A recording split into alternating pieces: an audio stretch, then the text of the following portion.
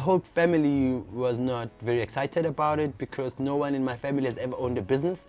So they thought, wow, who are you? And tourist, are you going to bring white people here? Go to America and bring white people here. How are you going to do that? And how much are they going to pay? And all the questions that, you know, were a little bit far from reality came up. With 2010 FIFA World Cup in mind, Lebo started the Soweto Backpackers Lodge when he was in his early 20s. Somehow they believed in me because they saw the potential, they saw also the passion that I had for the industry and the dedication that I had. And so that, with that, gradually they would still allow me to use one room, another room, until I would, you know, use the whole house.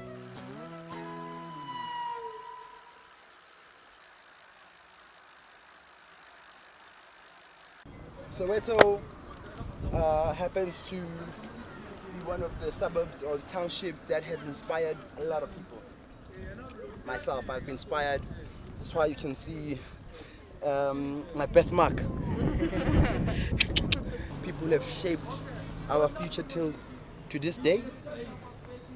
Do you know any famous person that you can tell me of who lives or lived in Soweto that you know? Mandela!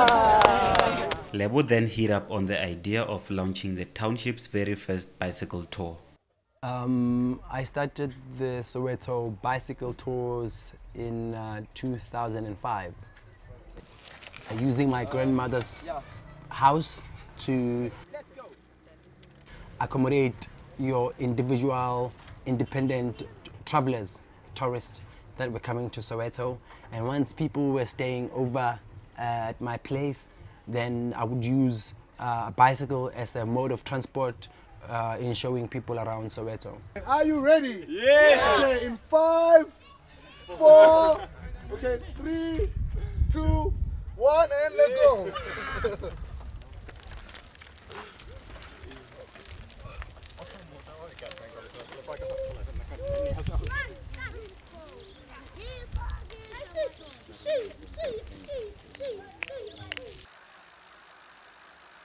People were moved to Soweto during the early 1900s from the cities where apartheid was introduced, but it did not have a name at the time. On these tours, Lebo introduces the visitors to the culture and history of Soweto.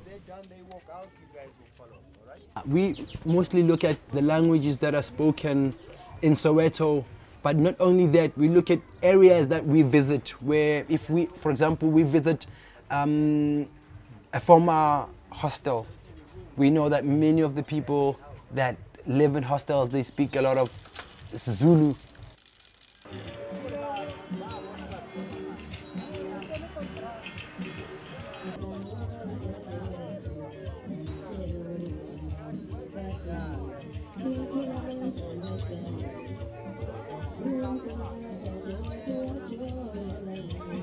Part of visitors' experience is drinking umqombothi, a traditional sorghum beer out of calabash. This is where we're going to get the opportunity to taste a local beer, local brew.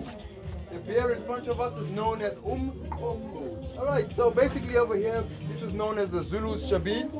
The name of the owner, or the surname of the owner is Zulu, thus he has named the place after himself. It's African beer. It's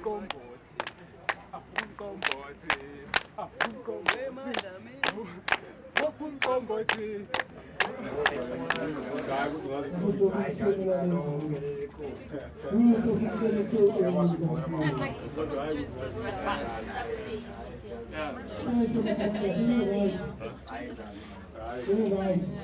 Too much to choose.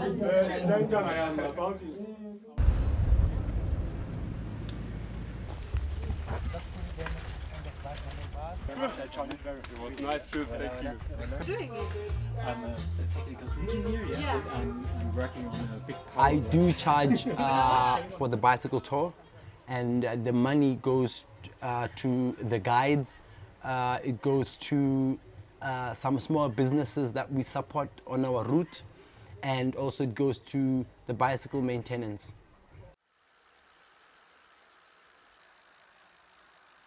One of the biggest challenges was that it was not common to see tourists around Soweto in bicycles, and in some of the areas that we cycled to, people were like taken up, you know, not being sure how to react.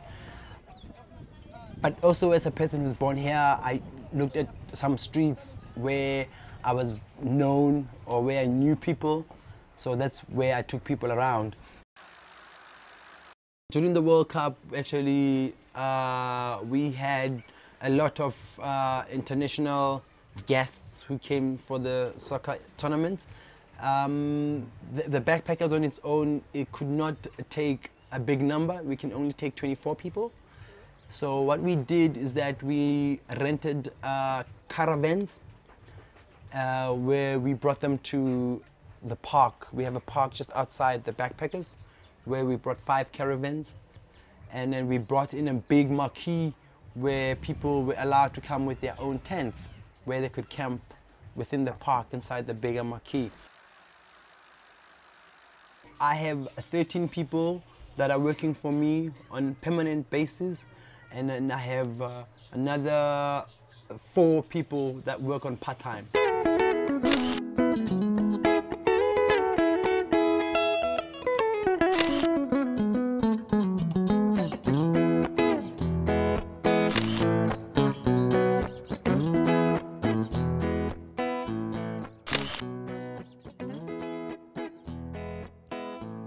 I still feel like I'm on holiday while I'm still working, so it's just putting me in a place where I never thought I would be.